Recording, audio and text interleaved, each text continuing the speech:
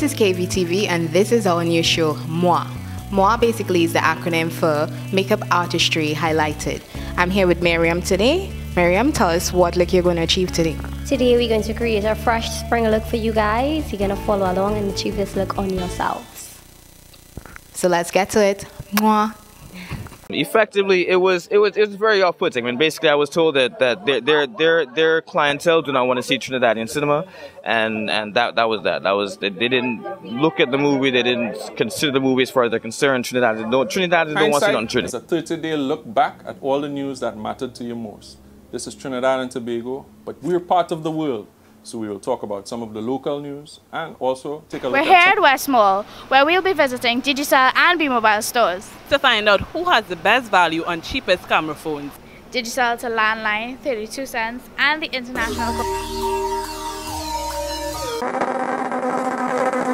So Maryam, tell us what you're going to do first. First, I'm going to start by filling in your brows, because without proper brows, your makeup is not going to look good at all. Okay, so brows, when you fill in your brows, basically, it lifts your eyes, makes you look like you just got a facelift done, seriously, and it helps to just highlight all the arches on your face. So like your cheekbones will pop, and your nose bridge will pop, and your pupils will pop, and this is going to help you look much better. So this is my free Botox treatment. Free Botox. Botox. Right, I'm using a dark brown gel liner on you. Never use black because black just makes you look unnatural. Black is an unnatural color for your brows. The rules of makeup is that you go one shade lighter than your hair color. So you have dark brown or black hair, you're going to use a dark brown on your brows. And I'm starting at the tail of your brow. That is this outer part here. I'm going to outline your brow and then fill it in. You could go full on with your matching red brows, or you could use a light brown eyebrow pencil. And as you can see, I'm using small feather-like strokes and pulling it backwards in the direction of your hair. That is just mimicking like fake strands of hair. So it's like implants, eyebrow implants for your brows. So I'm getting implants and Botox all in one. And you can see the difference here. This is your brow filled in, and this is it here this is your natural brow. Again, with the rules of makeup, there are rules. Your brow is supposed to start at the bridge of your nose, which is right here. And then when you reach your pupil, you're supposed to have your arch here. And then at the end of your eyelid here, you're supposed to have the tail. So with regards to arching and length, that is how you measure what brow you should have for your face. It all depends on your eyes. How long have you actually been doing makeup? This year would make it 6 years. Do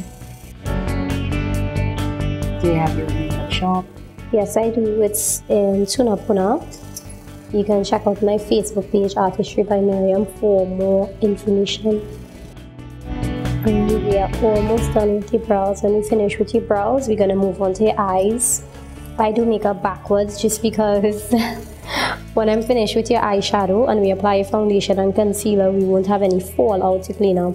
So that's like a step we cancel out there by starting backward.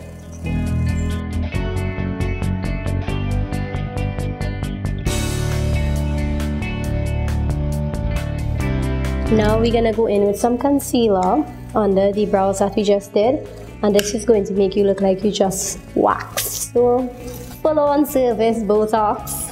This is a spa experience. Yes, full on service. Makeup is wonders. So I'm going to use a concealer that is 1 to 2 shades lighter than your skin tone, and I'm going to run this under the line of your brow and above. And then when we put your foundation on, we're going to blend this into this concealer, and it's going to help with highlighting your face also.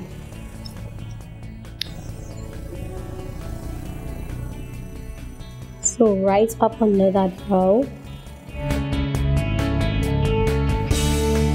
In terms of the brushes, are there specific brushes for brow? Yeah. The best brush to use for your eyebrows would be an angled liner brush. That's the correct name for it. And if you're using a pencil, you would outline your brow and then use the brush to brush it into the hairs on your brow. If you're using a gel liner, you would actually use the brush to apply it. And the same applies to powder. There are different ways to do your brows. Some people use powder, some people use gel liner, and some people use pencil. But I think all three of them require that you use the angled liner brush. I'm just using a concealer brush here to conceal on your brows. And that is one of your brows with the concealer run over it. So you can see how it just makes your eyebrows pop out even more.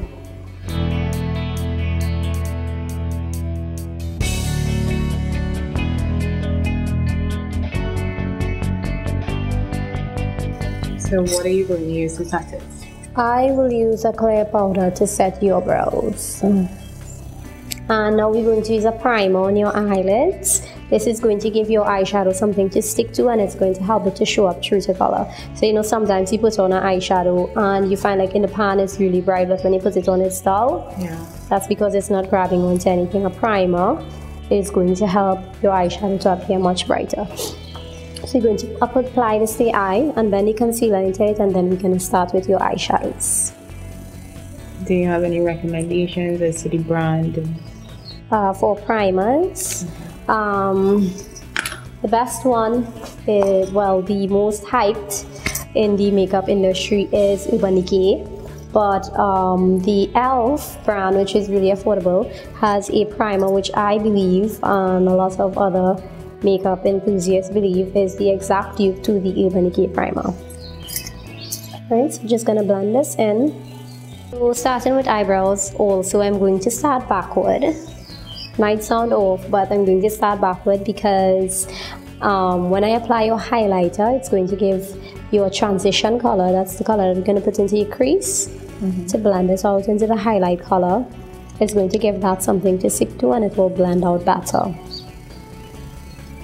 So I should explain the dimensions of your eye. Okay, so we're going to start with your brow bone. That's this little bone that you can feel poking out under your eyebrows. Then there is your crease. If you take your finger and you just press wherever you feel an indentation, that is your crease, and that is where you will apply the darkest shade of your eyeshadow. And then there is your mobile lid or your eyelid. That is this area above your eye that moves when you open and close your eyes, as Gigi is demonstrating. And then there is your tear duct. That is the inner little corner of your eye here. And then there is the lower lash line or waterline, and that is the area at the bottom of your eye here where you will normally put your black eyeliner. Today we're going to actually be using a color there, so you guys will see how that works out. I'm going to apply highlighter first, and this is going to give your blending out color or your transition color something to blend into. So I'm going to be patting. When you pat your eyeshadows on, it gives you more color payoff as against brushing or sweeping your eyeshadows on. When you brush it on, it's like you're applying it and then just sweeping it off, so you won't get as much pigmentation then.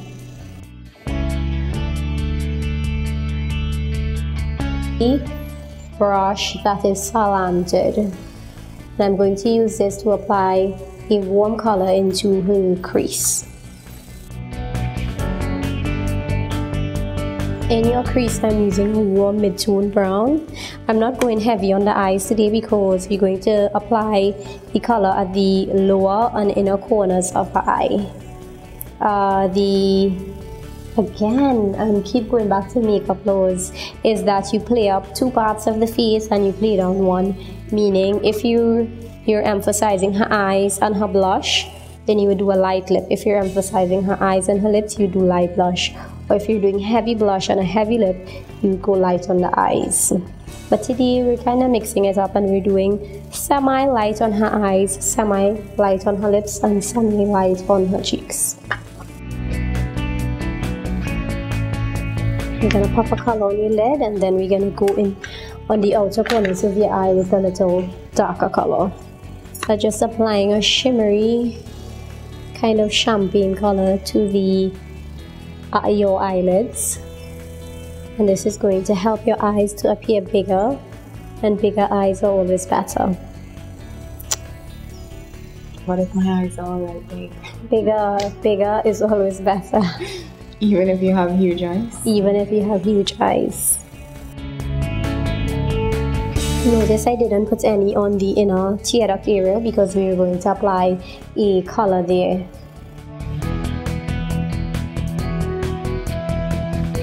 Now that we have the eyelid color on, we're going to go back in with the blending brush from before, and we're going to add a little bit of a